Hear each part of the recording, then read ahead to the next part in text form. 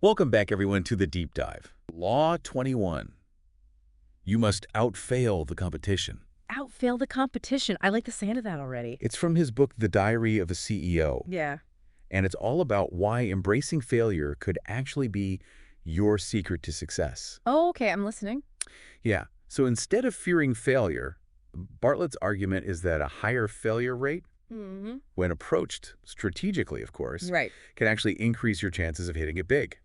Oh, I like that. So it's not just about making a ton of mistakes. Exactly. It's not just about messing up a bunch of times. Yeah. There's a method to this madness. So there's a strategy behind it. Totally. So think of it like this. Okay. Each time you fail, you're gathering valuable data. Data from those failures. Yeah. Almost like free knowledge about what doesn't work. Yeah. And in a world that's constantly changing, which, Yeah. as Bartlett mentions in Law 5, is kind of the name of the game these days, Right. that ability to adapt and course correct Mm-hmm.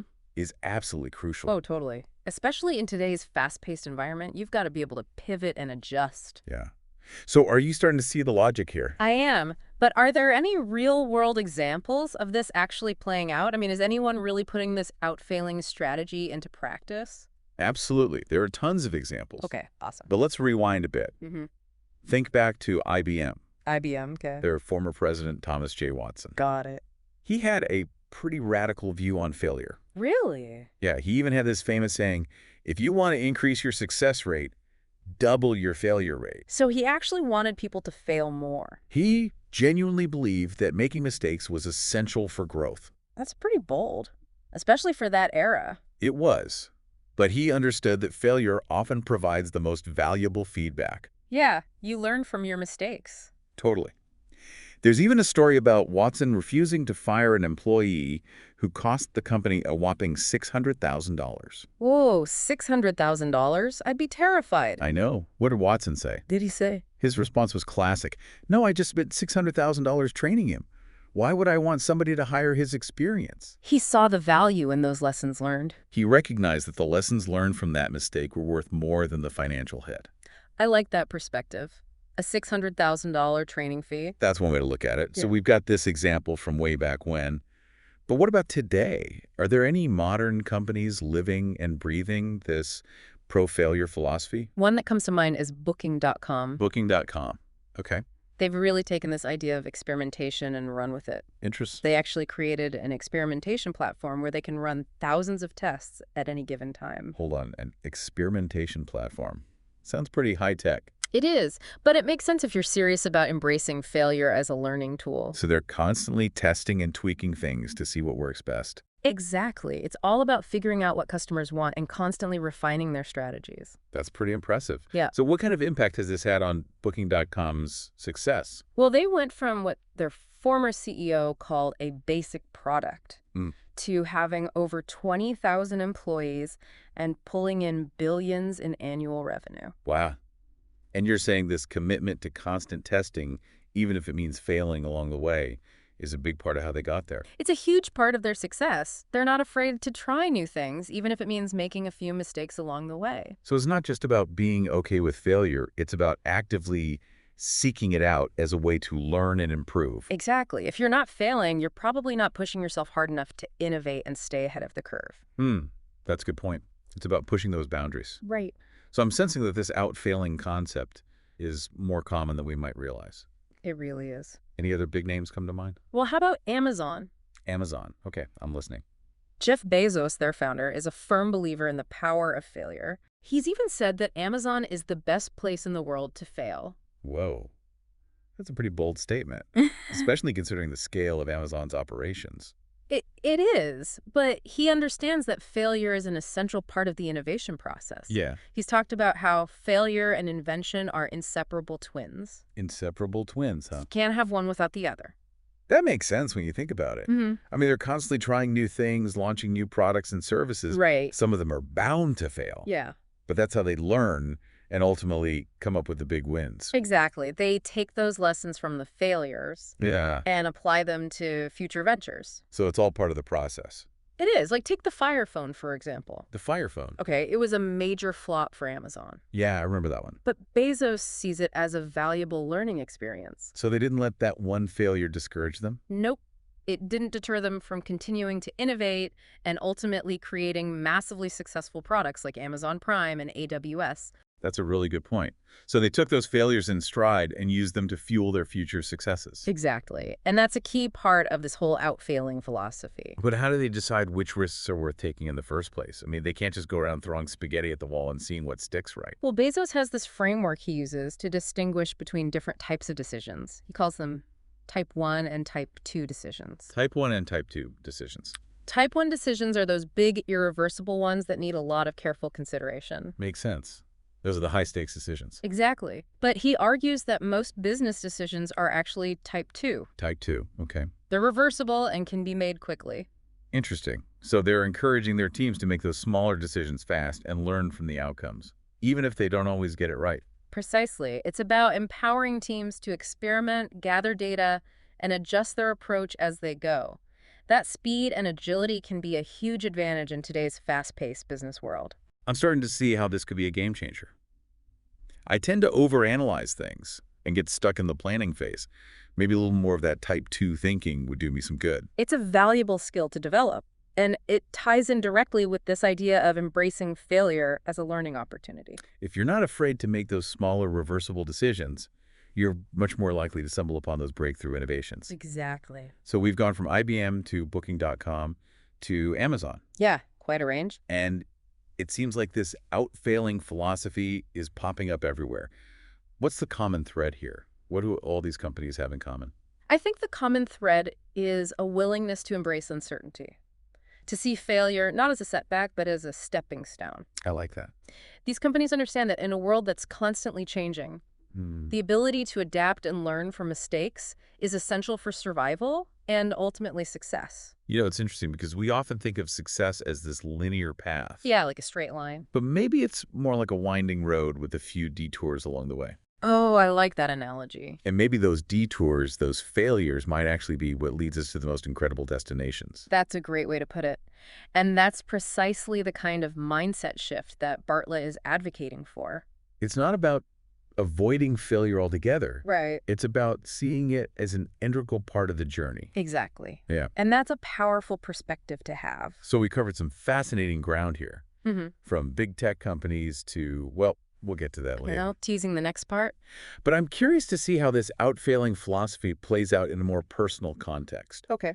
In the next part, we'll be exploring a real-world case study involving a father and son running a business. Ooh, a family business rivalry. It's a powerful example of how embracing failure can lead to unexpected success. I can't wait to hear it. Stay tuned. I'm hooked. Okay, so remember that father-son story I mentioned? The family business rivalry. Oh, that's the one. Bartlett was advising this multi-billion-dollar e-commerce company. Wow, billion-dollar company. Yeah, they were in the food industry. Food industry. Okay. And they had two brands. Okay. One led by the father, a seasoned entrepreneur, and the other by his son, who was like the newer generation of leadership. Oh, so interesting. Yeah. I bet their approaches were totally different. You got it. The son's brand just took off, Really? while the father struggled to grow. Classic family business dynamic. Right. It was fascinating to observe. Okay, so what was the secret sauce? What was the son doing differently? Did he have some kind of marketing genius on his team or something? It really wasn't about fancy tactics. It all boiled down to the son's willingness to experiment and, yeah, fail. Fail more. Way more than his father. We're talking a failure rate 10 times higher. 10 times? That's a lot of trial and error. Yeah. But obviously it was working for him. Oh, yeah, big time. Do you have an example? Yeah, so Bartlett's team, they discovered this way to boost social media growth like 20 times faster than what the company was currently doing. 20 times. That's incredible. They presented it to both the father and the son. Okay, I'm already picturing this. The father wants to analyze it for months with committees, and the son's just like, let's do this. Pretty much. The father's team, they spent 9 months discussing and debating it. 9 months. That's almost an entire gestation period. Right. Well, the son, he immediately gathered his marketing team Love it. and said, we're doing this today. See, that's what I'm talking about. Decisive action.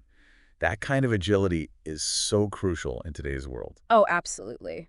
And it paid off big time for him. It did. Tell me more. That single decision led to millions of new followers for his brand in a really short time, all because he was willing to act quickly and not get bogged down in overthinking. Wow. Perfect example of what we've been talking about. The fear of failure can really hold us back. Exactly. The son, he saw this as a low-risk decision with the potential for a huge reward. Like a classic type 2 decision. You got it. He wasn't afraid to try it out and learn from the experience, even if it meant making a few mistakes along the way. So while the father was stuck in analysis paralysis, the son was out there making things happen and gaining valuable experience. Love that. It's a powerful lesson for all of us. So how can our listeners apply this? I mean, we don't all run billion-dollar companies. True, but it's about the mindset. Creating a culture where experimentation is encouraged, not punished, where speed and agility are valued over endless analysis and risk aversion. You have to be willing to take those calculated risks, step outside your comfort zone. That's how you learn and grow. This father-son story really drives that point home. But I want to shift gears for a second. Okay, where are we going? Do you think this concept of outfailing applies beyond business? Could it work in, say, the political arena? Ooh, good question.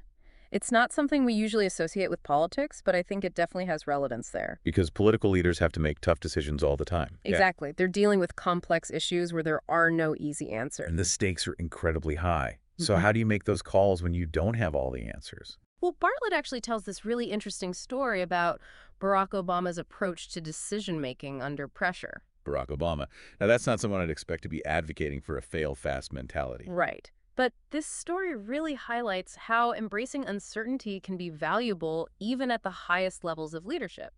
So Bartlett actually met Obama. Yeah, they shared a stage at some point. Mm. And Obama talked about how he navigated those difficult decisions during his presidency. I'm hooked.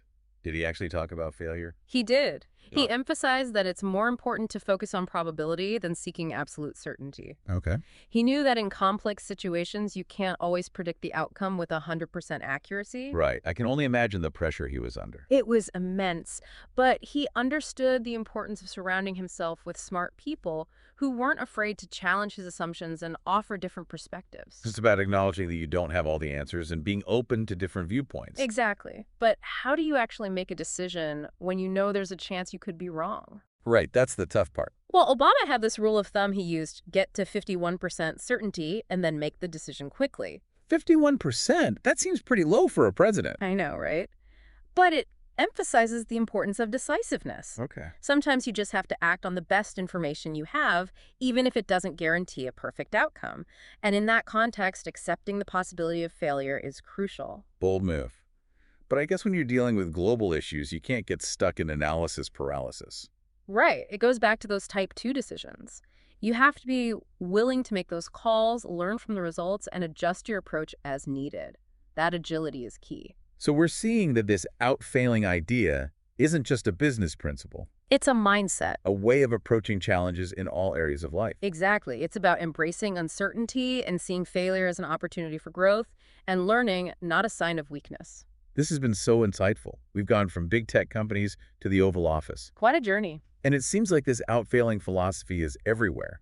But how do we actually put this into practice? That's the question, isn't it? Yeah. How could we create that pro-failure environment in our own work?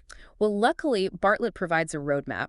He outlines 5 key principles for building a pro-failure culture. 5 principles. Okay, I'm ready to hear them. All right, so principle number 1, it's remove bureaucracy. Get rid of the red tape. Exactly. Think streamlined processes, empowered teams, and minimal roadblocks. I like it. Less paperwork, more action. That's the spirit. You know, even CEOs from companies like Walmart and JPMorgan Chase, they all talk about how bureaucracy can kill innovation. Interesting. So it's a common problem even for the big guys. Oh, yeah. Bureaucracy can stifle any organization. All right, ready for principle number 2? Hit me with it. Fix the incentives. Incentives, okay. This means aligning your reward systems with the behavior you want to see. So encourage risk-taking and experimentation. Even when those experiments fail. Especially when they fail. You want to celebrate the learning that comes from those failures, not punish people for trying new things. I love that. It's about rewarding effort and a growth mindset. Exactly. Shift the focus away from just the outcome and onto the process of learning and growing. Makes total sense. Yeah. Okay, so what's principle number 3? This one might sound a little harsh, but it's promote and fire. Ooh, that got my attention. It's about recognizing and rewarding those who truly embrace this out-failing philosophy. The ones who are actually taking those type 2 decisions. You got it. The ones who are experimenting, learning quickly, and pushing the boundaries, you promote those folks. Okay, and what about the firing part? Sometimes you have to let go of people who are actively hindering innovation or just clinging to the status quo. Tough decisions, but sometimes they're necessary. To make space for the people who are really driving growth. Right. It's about sending a clear message about what you value as a company. A culture that embraces risk and innovation. Exactly. All right. Principle number 4, measure accurately. What are we measuring? Track your failure rates. Make them visible. Make them a central part of everyone's job. What gets measured gets managed right. Exactly. You want to make this pro-failure culture a tangible, measurable goal. I love that. And last but not least, principle number 5. Share the failure. I knew you were going to say transparency. Gotta love it. It's about creating a culture of open communication where people feel comfortable talking about their mistakes and sharing what they've learned. So everyone benefits from those lessons. Exactly. It's about collective learning and preventing those same mistakes from happening over and over again. These 5 principles are brilliant. They give us a clear and actionable framework for building that pro-failure culture. And they can be applied at any level, from individuals to teams to entire organizations. It's a reminder that failure isn't the enemy. It's a valuable tool for growth and innovation. It's all about shifting our perspective and seeing failure as a stepping stone, not a roadblock. Well said. This has been such an eye-opening deep dive. We covered a lot of ground. From the theory behind outfailing to real-world examples and practical advice on how to apply it. I think the key takeaway is that failure is a natural part of the journey. Embrace it, learn from it, and use it to propel yourself forward. Couldn't have said it better myself. Huge thanks to Stephen Bartlett for sharing his wisdom in the Diary of a CEO. And to all our listeners out there, keep experimenting, keep learning, and don't be afraid to fail forward. Until next time.